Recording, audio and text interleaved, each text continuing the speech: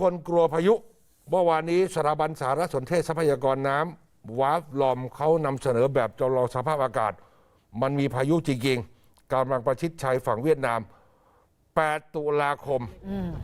แต่ข่าวดีคาดการว่าจะมีมวลอากาศเย็นหรือความกดอากาศสูงจากจีนแผ่ลงมาพอดีในช่วงเวลานั้นมันจะดูดความชื้นในตัวพายุออกไปทำให้พายุสูญเสียกำลังค่ะแต่ต้องจับตาดูกันต่อนะค่ะต้องจับตาดูกันต่อ